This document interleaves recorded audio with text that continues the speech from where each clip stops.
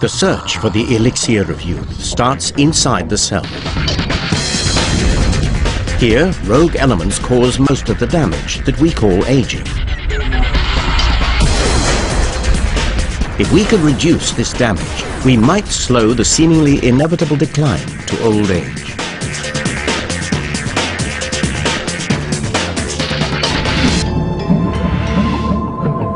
The human body is made up from 100 million different cells. Some are manufactured continuously. 170 billion red cells form daily to carry oxygen.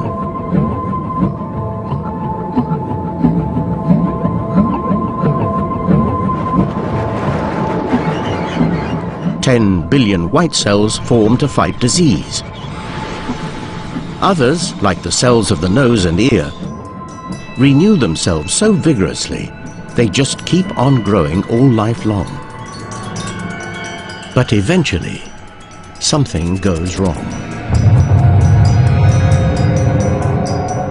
Our cells start to fail. Our skin wrinkles.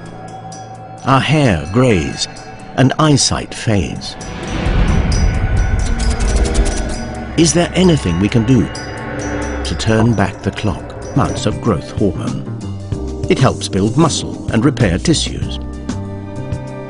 At about the age of 25, levels peak, then start to drop off.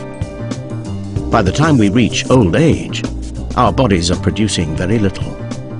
Heat is transformed into life-giving energy. But not all. Some oxygen degrades into particles called free radicals. Released, free radicals can damage any part of any cell in the body. Worst of all, they strike at the genes at the heart of every cell.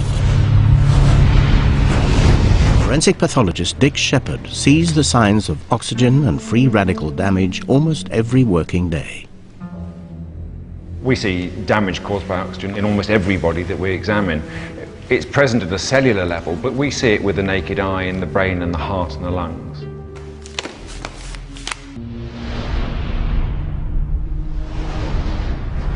The lungs are the first point at which the atmospheric oxygen reaches into the body. Passes through tiny little spaces that are lined by single layers of cells into the bloodstream. But of course these cells, although they are there to transport the oxygen, are also particularly vulnerable.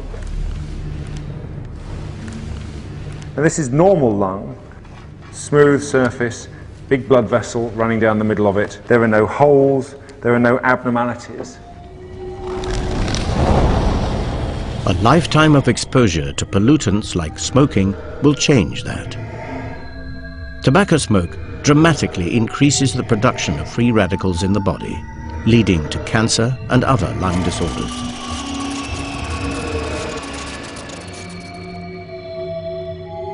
In this lung, the damage is obvious.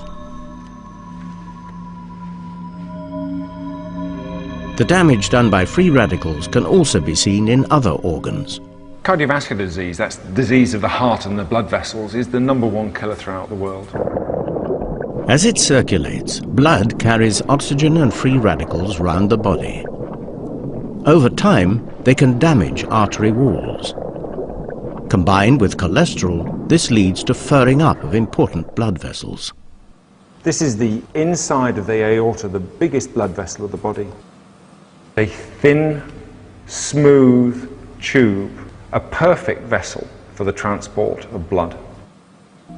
And this is what an aorta that's got severe fatty deposits looks like. The fat has been affected by the oxidation and formed this rancid butter, which had caused weakening of the wall. The fatty deposition starts in our 20s, but it may be 40 years or so until the effects become obvious to the individual. The brain is about 2% of the weight of the human body, but consumes about 20% of the oxygen. And we're all worried about the effects of dementia as we get older. And we do know that the brain cells are particularly susceptible to the toxic effects of oxygen. A young brain glows with huge numbers of mitochondria. But as time goes by, the free radicals produced by the enormous energy demands of the brain begin to kill the mitochondria. One by one, the batteries fail. And so does our brain. Memory becomes impaired, and thinking becomes confused. Old brains show extensive signs of free radical damage. Normal brains have a healthy dark line of these specialist cells. But in the brain on the right, the dark cells are no longer visible. They have been destroyed by the products of oxygen. Given that we know the effects of oxygen, it's not a surprise that we age or we grow old. What is surprising, though, is that we actually live so long and remain so healthy. The more you rush around, the more oxygen you need, and the more free radicals you produce.